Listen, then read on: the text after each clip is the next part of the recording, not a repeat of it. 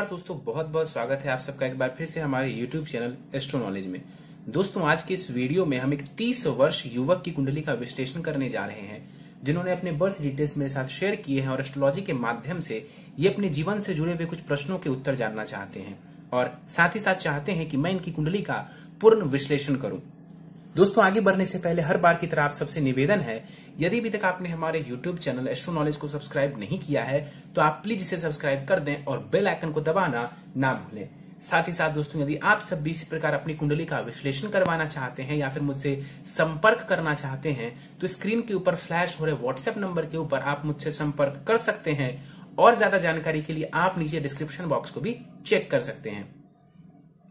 वापस आप इस विश्लेषण के वीडियो के ऊपर, और सबसे पहले मैं आप सबों के समक्ष इनके बर्थ डिटेल्स को रख देता हूं। इनका जो जन्म हुआ है वो हुआ है 23 मार्च 1990 को।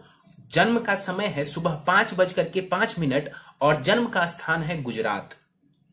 प्रश्नों की बात की जाए, इन्होंने बताया कि ये फिलहाल अकाउंटिंग के क्षेत्र में कार्यरत हैं और विवाह के योग कब बन रहे हैं इसके बारे में इन्होंने प्रश्न पूछा है। फ्यूचर कैसा रहने वाला है, क्या बिजनेस करने का योग है या फिर नहीं है, इसको भी लेकर के इन्होंने प्रश्न पूछे हैं।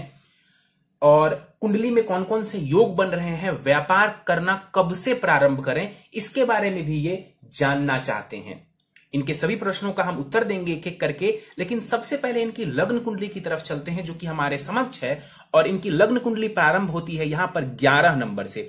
11 नंबर यानी कि कुंभ लग्न की कुंडली बन जाती है और चंद्रमा देखें तो मकर राशि में जाकर के विराजमान है। यानी इस जातक की कुंडली बनती है कुंभ लग्न और मकर राशि की, यानी शनि प्रधान ये कुंडली बन जाती है। निश्चित रूप से जीवन में संघर्ष बना रहेगा, संघर्ष के बाद सफलता भी देखने को मिलेगी। कुंभ लग्न वाले जातकों के स्वभाव की बात की जाए तो ऐसे लोग फ्यूचर को लेकर के आशान्वित रहते हैं और कहीं ना कुछ इनके अंदर चलता रहता है अपने फ्यूचर को लेकर के। इनके लग्न को देखें तो लग्न का मान 5 डिग्री का है। लग्न के पास बहुत ज्यादा बलाबल नहीं माना जाएगा। लग्नेश बनते हैं शनिदेव, उठ करके विदेश भाव में जाकर के बैठे हुए हैं। यहां पर कहीं ना कहीं यदि ये जातक विदेश का रुख कर ले तो इन्हें ज्यादा लाभ देखने को मिलेगा। आगे बढ़े, द्वितीय भाव की तरफ चलें तो यहां पर सूर्य और बुध युति बना करके विराजमान है। सूर्य और बुध की युति आमतौर पर बुधादित्य योग का निर्माण करती है। हालांकि इस कुंडली में मैं आपको बता दूं कि सूर्य सप्तमेश है तो कोई बहुत जबरदस्त यहां पर बुधादित्य योग हम नहीं कह सकते हैं।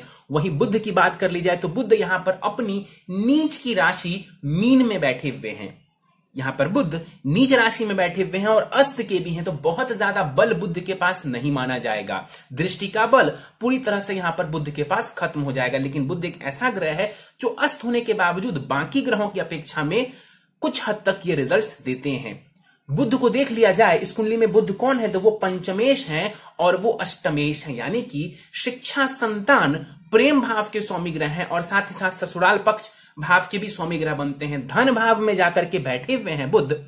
बैठे तो अच्छे भाव में हैं, लेकिन चूंकि नीच की राशि में बैठे हैं इस वजह से वैसा लाभ देखने को नहीं मिलेगा। बुध की दशा चलती है, उस दौरान आप देखेंगे कि जो शिक्षा से आप लाभ की उम्मीद रखते हैं, खास करके धन के मामले में, वैसी सफलता आपको देखने को नहीं मिलेगी। सूर्य को देख लेते हैं। सूर्य यहां पर 8 डिग्री के साथ विराजमान है और सूर्य यहां पर वृद्ध अवस्था के माने जाएंगे। इस कुंडली में सूर्य की बात की जाए तो वो सप्तमेश बनते हैं, यानी आपके विवाह भाव के स्वामी ग्रह बनते हैं। षडाष्टक दोष बना करके सूर्य द्वितीय भाव में यहां पर बैठा हुआ है।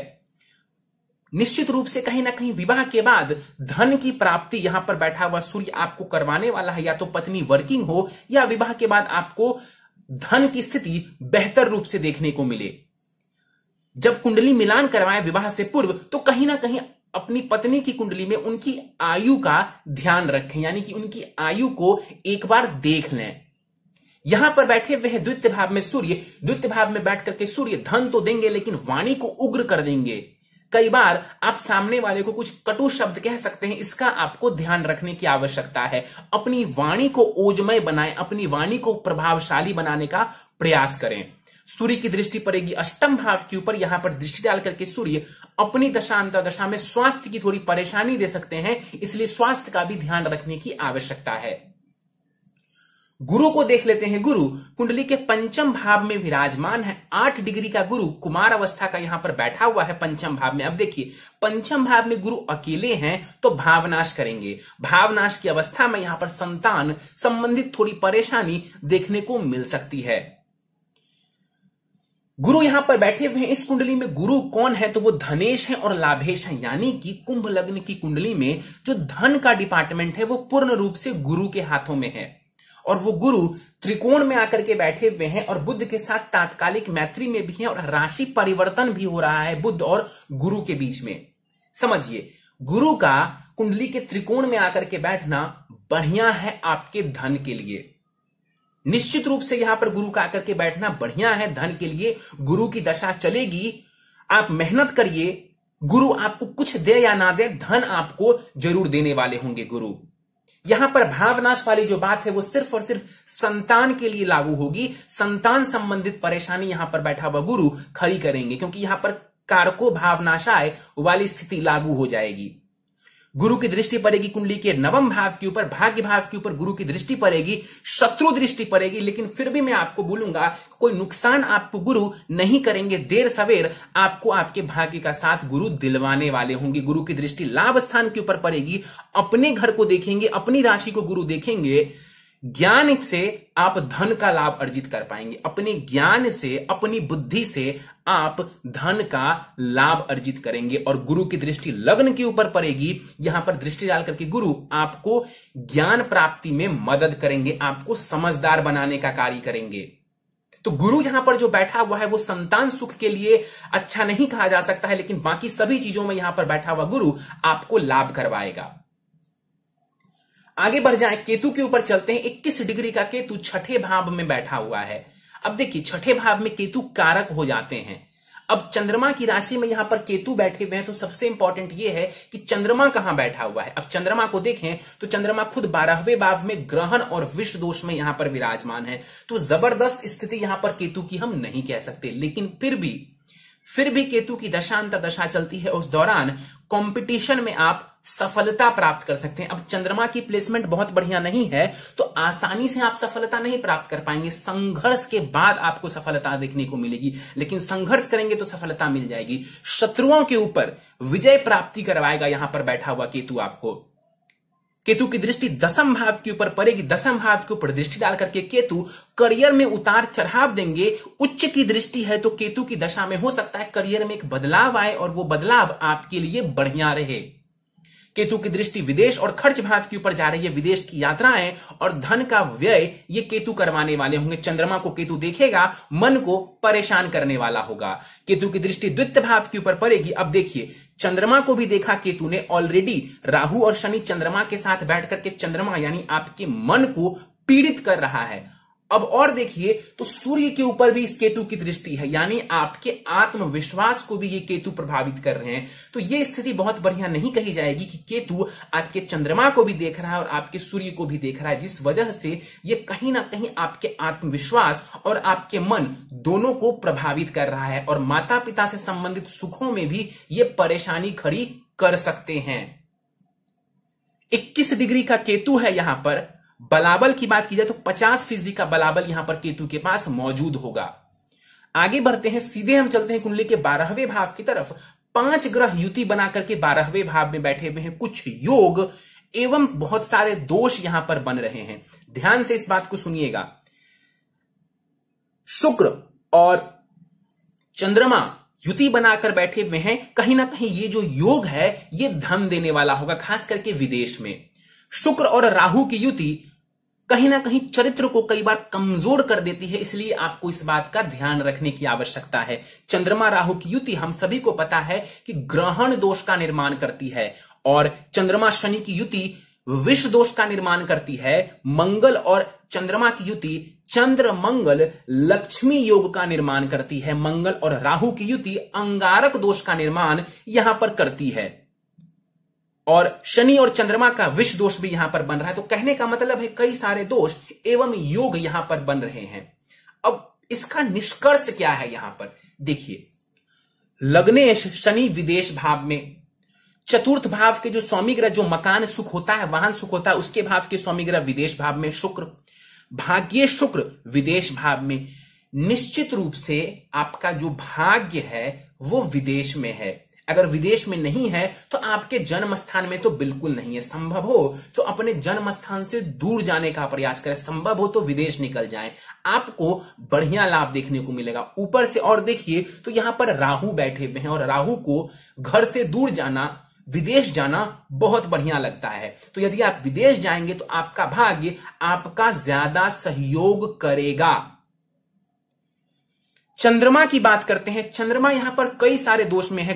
यहां पर चंद्रमा राहु के साथ ग्रहण बना रहे हैं, शनि के साथ विष दोष बना रहे हैं। इस वजह से आपका जो मन है वो अशांत रहेगा, आपका मन शांत नहीं होगा। थोड़ी देर पहले मैंने बताया कि सूर्य के ऊपर केतु की दृष्टि पड़ेगी, इस वजह से कहीं ना कहीं डिसीजन लेने में, लाइफ में डिसीजन लेने में आपको परेशानियों का सामना करना पड़ सकता है। आप लाइफ में गलत डिसीजन ले सकते हैं। कई बार जो है आपका मन इतना पीड़ित हो सकता है कि आपको बहुत ज्यादा जो है परेशानियों का सामना करना पड़े, मन में नेगेटिव विचार आए। देखिए, जब चंद्रमा और राहु साथ बैठते हैं तो ग्रहण दोष ऑलरेडी बन जाता है, जिस वजह से व्यक्ति का मन अशांत रहता है। ऊपर से शनि और चंद्रमा साथ बैठ गए तो ये अशांत होने के साथ साथ मन को बहुत ज्यादा पीड़ित भी कर देता है। और माता से संबंधित सुखों के लिए भी ये बढ़िया नहीं कहा जाएगा। माता के भी स्वास्थ्य का आपको ध्यान रखने की आवश्यकता है।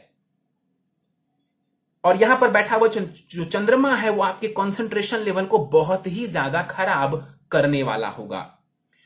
शुक्र की बात कर लेते हैं। शुक्र यहां पर सुखेश है, भाग्येश है, विदेश जाइए, शुक्र आपको बहुत सहयोग करेंगे। शुक्र आपको विदेश जाने पर धन, दौलत, यश, कीर्ति सब कुछ दिलवाने वाला होगा। इतना जरूर कहूंगा, शुक्र और राहु की युति हो रही है। 22 डिग्री के शुक्र हैं, 21 डिग्री के राहु हैं। कहीं ना कहीं ये चरित्र को कमजोर कर सकता है। 12वें भाव में ये युति हो रही है, इसलिए अपने चरित्र को बलवान बना करके रखें, अदरवाइज परेशानी आपके लिए आने वाले समय में और ज्यादा बढ़ सकती है। 22 डिग्री के शुक्र हैं, कुमार अवस्था के हैं शुक्र, और विदेश में खूब सारा लाभ देंगे आपको यहां पर बैठे हुए शुक्रदेव। मंगल की बात कर लेते हैं। मंगल 14 डिग्री के साथ पूरे बलाबल के साथ यहां बैठा हुआ है। तृतीयेश है मंगल और कर्मेश है मंगल, और जाके विदेश भाव में बैठे हुए। देखिए, करियर भाव का स्वामी ग्रह, कर्म भाव का स्वामी ग्रह भी विदेश भाव में बैठा हुआ है। और कैसा बैठा है तो अपनी उच्च की राशि में बैठा हुआ है। अपनी उच्च की राशि में यहां पर मंगल देव बैठे हुए हैं। इसलिए यदि आप विदेश का रुख करते हैं तो कहीं ना कहीं करियर में भी लाभ देखने को मिलेगा, भाग्य संबंधित भी विशेष लाभ आपको देखने को मिलेगा। एक प्रकार से आप मान करके चलिए कि आपका जो भाग्य है वो विदेश में है। यहां पर बैठा हुआ जो मंगल है, पहली बात मैं आपको बता दूं कि आपको मांगलिक नहीं बनाएगा, आप मांगलिक नहीं हैं। मंगल यहां पर बैठ करके चौथी दृष्टि डालेगा कुंडली के तीसरे भाव के ऊपर दृष्टि डालेगा यहां पर मंगल, तो कहीं ना कहीं छोटी मोटी यात्राएं देने वाला होगा, आपके साहस पराक्रम को बढ़ाने वाला होगा मंगल। मंगल की दृष्टि पड़ेगी छठे भाव के ऊपर। किसी को भी आपको ऋण नहीं देना चाहिए। आपको ऋण लेना है, लोन लेना है, आप खुद ले लीजिए लोन, किसी दूसरे को लोन मत दीजिए, अदरवाइज आपका पैसा फंस सकता है। और मंगल की दशा अंतर्दशा चलती है, अपने स्वास्थ्य का ध्यान रखने की भी आपको आवश्यकता पड़ेगी। मंगल की दृष्टि पड़ेगी कुंडली के सप्तम भाव के ऊपर, 8वीं दृष्टि सप्तम भाव के ऊपर पड़ेगी। पत्नी के साथ मतभेद की स्थिति खड़ी कर सकते हैं यहां पर मंगल देव। मंगल और शनि की युति जो है वो बहुत अच्छी नहीं मानी जाती। ये कहीं ना कहीं संघर्ष जीवन में देने का कार्य करती है, लेकिन व्यक्ति को मेहनती भी बनाती है। कई सारे खिलाड़ियों की कुंडली में मंगल और शनि की युति देखी गई है। तो खूब मेहनत करिए, संघर्ष करिए और सफलता पाइए। शनि की बात कर लेते हैं। 0 डिग्री के साथ शनि यहां पर मृत अवस्था के बैठे हुए हैं, और शनि एक ही बात कह रहा है चीख चीख के, विदेश निकलो और लाभ अर्जित करो। इस कुंडली में विपरीत राजयोग की स्थिति लागू नहीं होगी, क्योंकि लग्नेश खुद उठ करके त्रिक भाव में बैठ गए। इसलिए यहां पर कहना कि शनि का यहां पर जो है विपरीत राजयोग बन जाएगा, चंद्रमा का विपरीत राजयोग बन जाएगा, ये बात उचित नहीं कह सकते हैं। लग्नेश खुद त्रिक भाव में बैठ गया तो इस कुंडली में विपरीत राजयोग वाली स्थिति लागू नहीं होगी। शनि 0 डिग्री के हैं, बल बहुत कम हो जाएगा शनि के पास। शनि की फिर भी हम आपको समझाने के लिए बताएं तो शनि की दृष्टि पड़ेगी द्वितीय भाव के ऊपर, आपके कॉन्फिडेंस को खराब करेगा, पिता के साथ संबंधों को, पिता से संबंधित सुखों को कमजोर करने वाला होगा। और शनि की दृष्टि पड़ेगी कुंडली के छठे भाव के ऊपर, शत्रुओं को मारने वाला होगा, शत्रुओं से आपको बचाने वाला होगा शनि। और शनि की दसम दृष्टि पड़ेगी आपके भाग्य के ऊपर, भाग्य का साथ तो दिलवाएगा शनि, लेकिन विलंब के साथ, विलंब के साथ आपका भाग्य आपका साथ देगा, जल्दी साथ नहीं देगा आपका भाग्य। राहु को देख लेते हैं। 21 डिग्री का राहु यहां पर बैठा हुआ है, जो कि कह रहा है कि विदेश आओ और लाभ अर्जित करो। राहु यहां पर बैठ करके कहीं ना कहीं मानसिक स्थिति को थोड़ी परेशानी में डाल देते हैं, यानी कि मेंटल जो परेशानी है उसको बढ़ा देते हैं राहु। तो आपको शांत रहने की जरूरत है। कुछ उपाय बता दूंगा, वो उपाय आपको करने की आवश्यकता है। यहां पर बैठे हुए राहु की दृष्टि पड़ेगी कुंडली के चतुर्थ भाव के ऊपर, घर में कलह की स्थिति दे सकते हैं यहां पर राहु, माता के स्वास्थ्य को खराब कर सकते हैं राहु। राहु की दृष्टि छठे भाव के ऊपर पड़ेगी, यहां पर दृष्टि डाल करके गुप्त शत्रु दे सकता है राहु। और राहु की दृष्टि पड़ेगी अष्टम भाव के ऊपर, तो राहु की दशांत दशा में स्वास्थ्य का ध्यान रखेंगे। और राहु की दशा में हो सकता है अचानक से आपको धन की प्राप्ति भी देखने को मिल जाए। चलिए, तो ये था आपकी कुंडली में ग्रहों का विश्लेषण। और एक बात आपको और बता दूं कि आपकी कुंडली में काफी हद तक काल सर्प दोष का भी निर्माण हो रहा है। और काल सर्प दोष से मैंने कई बार बताया कि डरने जैसा कुछ भी नहीं होता है। काल सर्प दोष के नाम पर डरने की बिल्कुल भी आवश्यकता आपको नहीं है। कुछ उपाय बता दूंगा मैं आपको, उन उपायों को करेंगे तो ज्यादातर दोष आपके कम हो जाएंगे या खत्म हो जाएंगे। दशाओं की बात कर लेते हैं। दशा फिलहाल आपको गुरु की चल रही है। गुरु की महादशा 17 मई 2035 तक आपको रहने वाली है। और गुरु की महादशा में फिलहाल आपको शनि की अंतर्दशा चल रही है, जो कि 5 जुलाई 2021 तक रहने वाली है। गुरु की महादशा में शनि की अंतर्दशा, विदेश निकलते हैं, बढ़िया समय है। ये समय है धन अर्जित करने का। गुरु की जो पूरी दशा है, कहीं ना कहीं ये दशा धन अर्जित करने के मामले में बहुत ही सहायक सिद्ध होगी आपके लिए। चलिए सीधे इनके प्रश्नों पर चलते हैं, इनके प्रश्नों को लेते हैं। अकाउंटिंग के क्षेत्र में ये कार्यरत है। देखिए, अकाउंटिंग का जो क्षेत्र है ये काफी हद तक बुध के अंतर्गत आता है, मरकरी प्लेनेट के अंतर्गत आता है। और मरकरी की स्थिति आपकी कुंडली में बहुत जबरदस्त नहीं नजर आ रही है, इसलिए ये जो जॉब आप कर रहे हैं इसे मैं बहुत जबरदस्त जॉब नहीं कहूंगा। विवाह के योग कब बन रहे हैं ये जानना चाहते थे कि अगले वर्ष विवाह के योग बनते हुए नजर आ रहे हैं। अप्रैल 2021 से सितंबर 2021 के बीच का समय बढ़िया है विवाह के लिए। इसके बाद नवंबर 2021 से विवाह से संबंधित जो योग हैं वो बहुत ही बढ़िया है। नवंबर 2021 के बाद विवाह के योग बहुत ही ज्यादा प्रबल हो जाएंगे आपकी कुंडली में। तो नवंबर 2021 से आप चाहें तो विवाह कर सकते हैं। उसके बाद फ्यूचर कैसा रहेगा? देखिए, यदि आप विदेश जाते हैं तो मुझे ऐसा लगता है कि आपको काफी ज्यादा लाभ देखने को मिलेगा। यदि हम इस कुंडली की बात की करें तो काफी हद तक ऐसा नजर आ रहा है कि विदेश जाने पर आपको विशेष सफलता देखने को मिलेगी। आपका भाग्य एक प्रकार से कहें तो विदेश में आपका इंतजार कर रहा है। बिजनेस करें या फिर जॉब करें, देखिए गुरु की दशा चल रही है। गुरु की दशा में अगर आप कुछ भी कार्य करते हैं आपको लाभ मिलेगा। कंसल्टेंसी से जुड़ा हुआ क्षेत्र आप चुन सकते हैं, उसमें आपको अच्छा लाभ देखने को मिल सकता है। यदि आप बिजनेस करना चाहते हैं तो कंसल्टेंसी से जुड़ा हुआ क्षेत्र चुनिए जिसमें वाणी का इस्तेमाल हो, आपको लाभ देखने को मिलेगा। इस क्षेत्र में यदि आप कार्यरत होते हैं, चाहे वैसी कोई जॉब कर लें या आप वैसा कोई बिजनेस कर लें, आपको लाभ देखने को मिलेगा। इसके अलावा आपकी कुंडली में कहीं ना कहीं शनि और मंगल की जो युति है, इंजीनियरिंग के भी क्षेत्र में, इंजीनियरिंग के क्षेत्र में, टेक्नोलॉजी के क्षेत्र में भी आपको सफलता दिलवाने में सहायक सिद्ध होगी। तो कंप्यूटर से रिलेटेड कोई नॉलेज हो आपके पास और उसमें फिर आप आगे बढ़ना चाहें तो उसमें भी आपको अच्छी सफलता देखने को मिल सकती है। नहीं तो वाणी से जुड़ा हुआ कार्य करें, आपको उसमें भी अच्छी सफलता देखने को मिलेगी।